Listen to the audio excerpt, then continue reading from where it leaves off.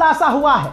मैं तो शुरू से ही कह रहा था, इन अरबों पे इतिहास गवाह है, इन अरबों पर कभी भरोसा ना करना। एक वक्त के लिए सुअर मान लो, मैं दीनी हिसाब से नहीं कह रहा हूं, ये मेरे दिल में जो है वो कह रहा हूं। एक बार ये मान लो कि सुअर पाक हो जाएगा, लेकिन ये अरब सुधर जाएंगे, इनका खून साफ हो जाएगा। ये जो आज मसनद पर बैठे हुए हैं ये सुधर नहीं सकते। इलाके का दूसरा इजराइल यानी यूएई, 4 महीने पहले ये जुमला मैंने पहली बार बोला था और वो साबित हुआ। हजरत जहां जंग खत्म हो रही थी तो कौन से वो देश थे अरब के जो अमेरिका से कह रहे थे कि अभी ईरान को और मारो। बच्चा बच्चा उंगलियों पर बता देगा कि यूएई और सऊदी अरब समझ रहे, और दूसरे भी अरब थे, वो खामोश रह गए कि भाई जंग खत्म हो रही है, इससे अच्छा और क्या चाहिए, इससे और अच्छी बात क्या हो सकती है। लेकिन ना, यूएई और सऊदी अरब कह रहे थे ना जी हमला करते रहो। ये सबको पता है खामनाई की शहादत में, उनके कत्ल में मोहम्मद बिन सलमान का बराबर का हाथ है। साफ बोल रहा हूं, चाहे जाओ मुझे सऊदी अरब में एंट्री मत देना, लानत है तुम्हारी जात पर, तुम्हारी सरकार पर, रोक लेना। मुसलमानों में तुम्हारे लिए कुर्बानी दे रहा हूं, मैंने आप लोगों के लिए कुर्बानी दी है।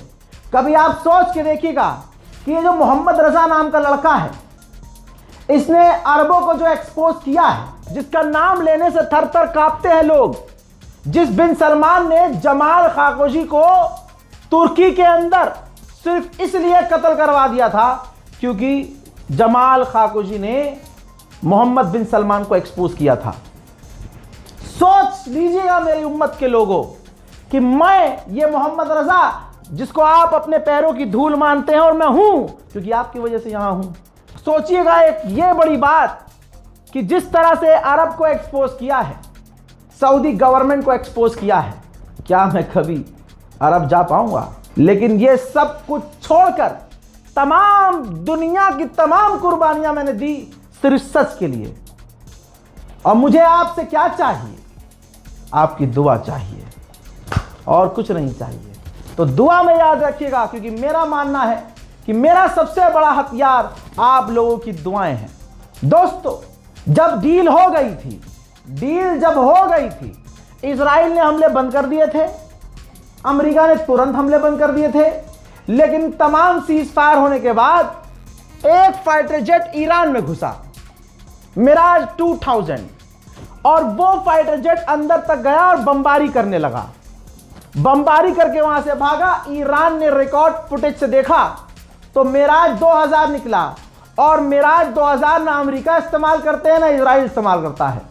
पता चला कि ये अरब इस्तेमाल करते हैं। फिर पता चला कि ये यूएई का फाइटर जेट था। अल्लाह अकबर, यूएई का फाइटर जेट सीज फायर होने के बाद ईरान पर बमबारी कर रहा था। ईरान को कंफर्म हुआ, ईरान ने इशारा किया, आईआरजीसी ने तुरंत मिसाइल और ड्रोन दागे, और अगले 15 मिनट के अंदर, क्या कह रहा हूं मैं, अगले 15 मिनट के अंदर यूएई की ऑयल रिफाइनरी पर धपड़ धपड़ धूम धूम हो गया और बूम बूम हो गया, और ऐसी भगदड़ मची कि उसके बाद ये सुअर फिर से अपने बाप दादाओं की तरह ऐसे मैदान जंग से भागा जैसे इसके बाप दादा भागे थे, पहाड़ियों पर छुप गए थे जाकर। देखिए किस तरह से ईरान ने तुरंत बदला लिया। वहां पर सिविलियंस मौजूद थे, लेकिन मजाल है कि कोई भी सिविलियंस मारा गया हो। ईरान ने इंफ्रास्ट्रक्चर को पूरी तरह से उड़ा दिया।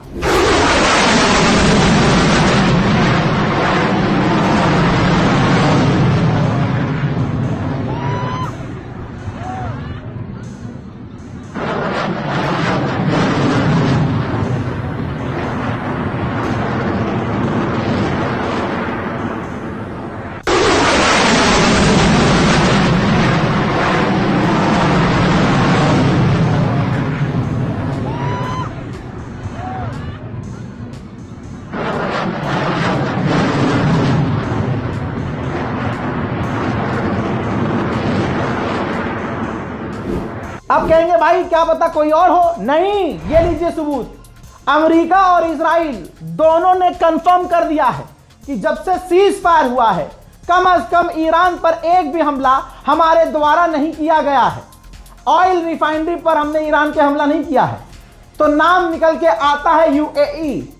तो ऐ मुसलमानों, ऐ उम्मत के लोगों, ऐ प्यारे नबी के चाहने वालों, ये है आपका पसंदीदा यूएई। यूएई मेरे दोस्तों, उधर जब ईरान ने यूएई को पेल दिया तो यूएई शांत हो गया और स्टेटमेंट जारी कर दिया कि हम सीज फायर को फॉलो कर रहे हैं और ईरान से कहना चाहते हैं कि ईरान अपना आतंकी हमला बंद करे और स्ट्रेट ऑफ हॉर्मुज खोल दे। भाई ईरान तो बाद में बयान देगा, मैं पहले बोल रहा हूं। हालांकि मेरी कोई औकात नहीं है, ना मेरे पास कोई डेजिग्नेशन है, लेकिन मैं उम्मत के लिए बोलता हूं, तो मैं उम्मत की तरफ से तुम्हें कह रहा हूं, ना ईरान स्ट्रेट ऑफ हॉर्मुज खोलेगा, स्ट्रेट ऑफ हॉर्मुज आजाद नहीं करेगा। और ईरान ने कोई आतंकी हमला नहीं किया था, तुमने हमला किया तो पलट कर जवाब दिया। तुमने काफिर को, तुमने दीन के दुश्मन को अपने यहां किराए पर जमीन दी, तो उस जमीन पर ईरान ने हमला किया। और आगे तुम्हें कोई शक हो, शुबा हो, तो तुम एक बार और ईरान पर हमला करके देख लेना। तुमने अपनी मां का दूध पिया है, पूरे अरब में किसी ने अपनी मां का दूध पिया है जो सच में उसकी मां थी अगर, और अगर उसने अपनी मां का दूध पिया है तो एक बार बिस्मिल्लाह करके देखना, एक बार ईरान की तरफ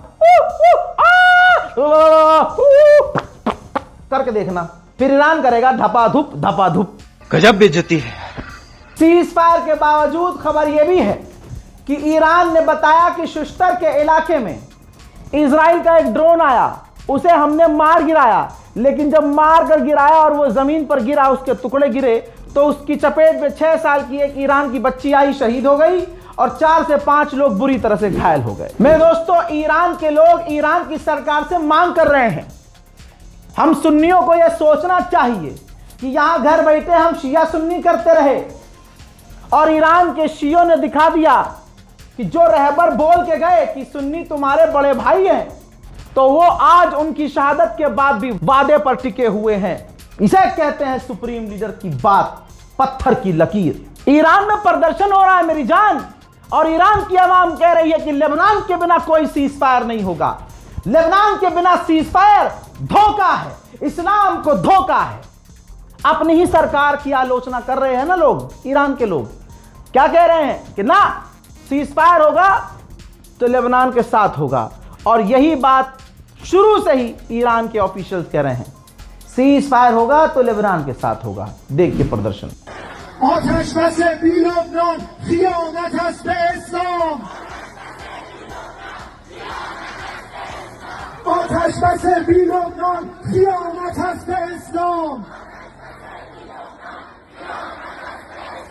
لبنان برادر ماست، حزب الله یاور ماست. لبنان برادر ماست، حزب الله یاور ماست. जुमेरात का दिन यानी आज के दिन को लेबनान ने शोक का दिन घोषित कर दिया। शोक का दिन, तुम्हारी गली में अगर एक मौत हो जाए तो पूरी गली में कुर्सियां बिछ जाती हैं, किसी के चेहरे पर मुस्कुराहट नजर नहीं आती, चाहे वो तुम्हारी गली का मरने वाला सुन्नी हो, शिया हो, कोई भी हो, क्योंकि उसके साथ आप उस गली में सालों साल रहे हैं। इजराइल ने अपना सारा फ्रस्ट्रेशन लेबनान पर उतार दिया। लेबनान में एक दिन में उसने 250 से ज्यादा लोगों को मार दिया। है कोई दुनिया की कोई ऐसी संस्था जो बता दे कि हां वो 250 लोग आतंकवादी थे? कहां है दुनिया की बड़ी बड़ी तंजीमें जहां मासूम 250 मासूमों को कत्ल कर दिया गया लेबनान में? कहां है ओआईसी? कहां है मुस्लिम लीग, मुस्लिम संगठन? कहां है अरब लीग? कहां है तुम्हारा बिन सलमान?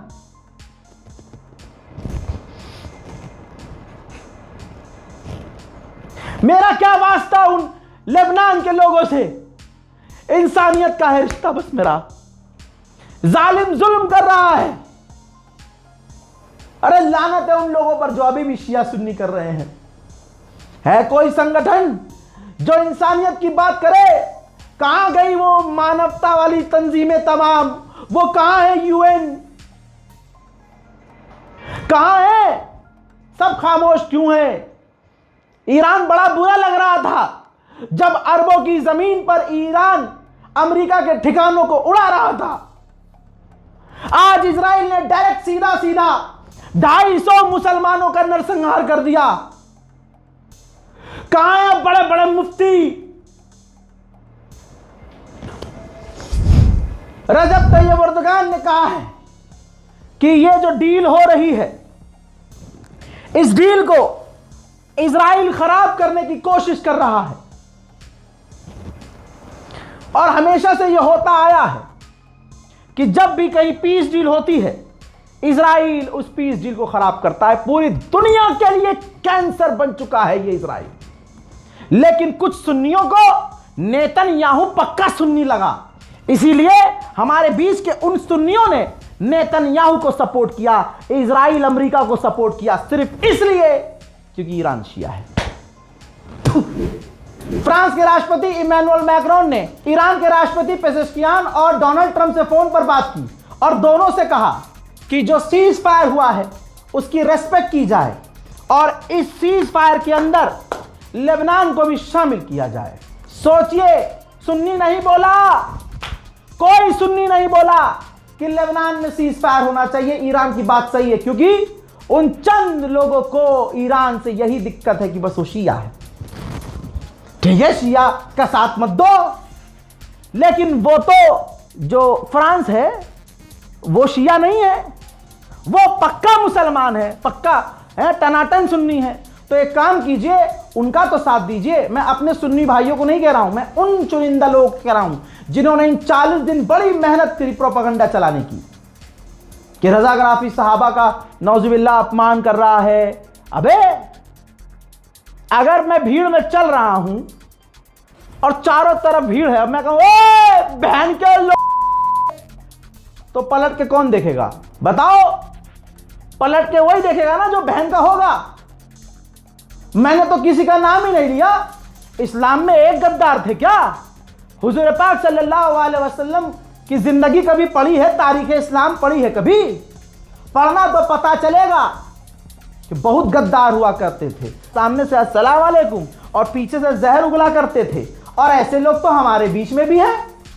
कौन सी नई बात है? लेकिन प्रोपेगेंडा चलाया गया कि जिसको सारी दुनिया देख रही है, जिसकी जबान पर दुनिया भरोसा कर रही है, बस कैसे इसको गिराया जाए।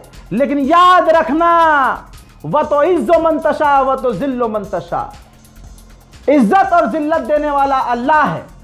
तुम्हारे पास कुछ काम धंधा नहीं है, तुम कामयाब इसलिए नहीं हो क्योंकि तुम हासिद हो, तुम सिर्फ हसद करते हो और हसद की आग में जलते हो। और मेरा यह कहना है कि तुम हसद की आग में जलते रहो, यह तुम्हारे लिए ट्रेनिंग है, क्योंकि यहां तुम्हें हसद की आग में जलकर ट्रेनिंग लेनी होगी, ताकि जहन्नम में जब जाओ तो जहन्नम की आग भी तुम्हें जब जलाए तो तुम्हें थोड़ी आदत पड़ जाए आग की। दोस्तों, फ्रांस ने कहा है कि डील के अंदर लेबनान की भी डील होनी चाहिए, लेबनान पर भी हमले बंद होने चाहिए। अब सिर्फ झूठ का दौर चल रहा है। अमेरिका का वाइस प्रेसिडेंट सामने आया है, उसने कहा कि जब प्रपोजल दिया था ईरान ने, तो ईरान ने वो चैट जीपीटी से लिखवाया था, वो पॉइंट हमने वो कूड़े में डाल दिया था। और उसके बाद जब ईरान ने सीरियस होकर पॉइंट लिखे 10, तो हम उस पर राजी हुए कि इस पर हम बात करेंगे।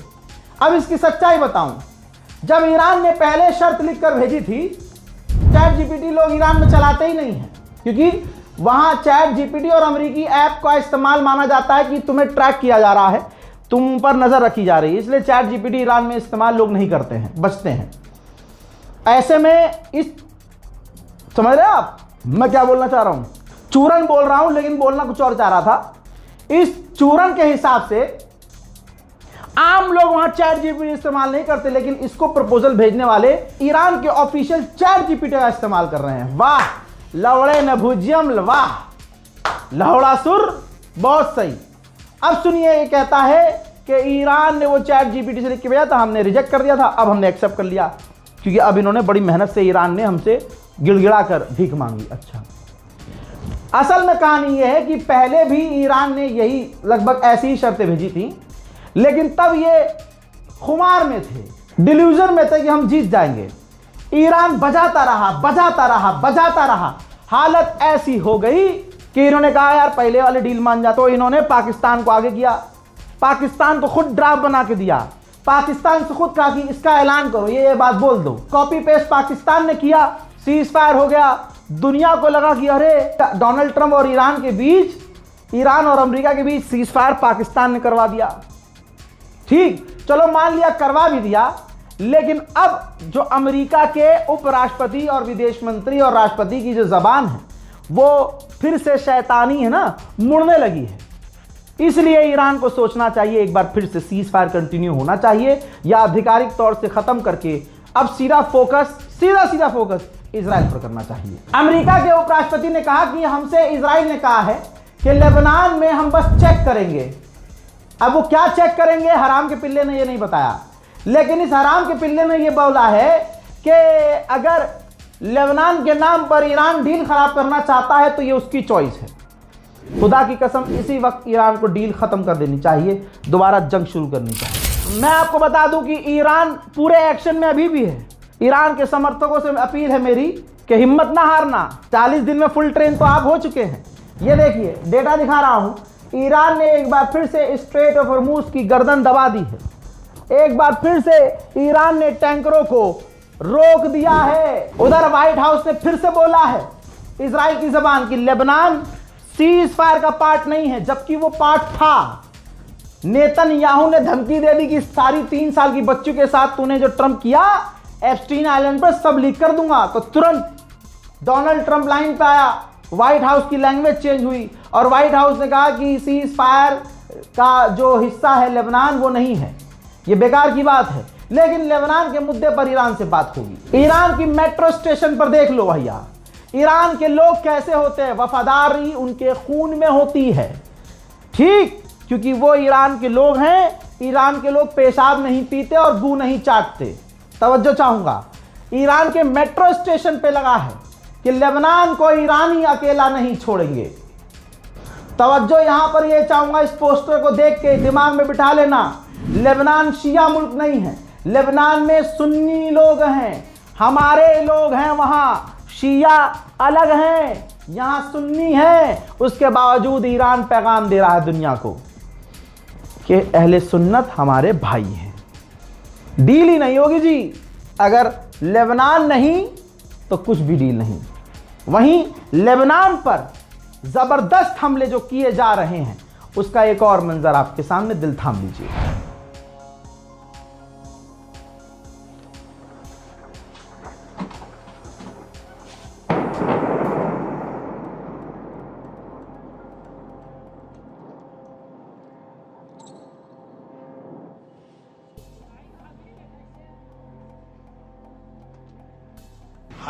ضاحي ضاحي حدث ضاحي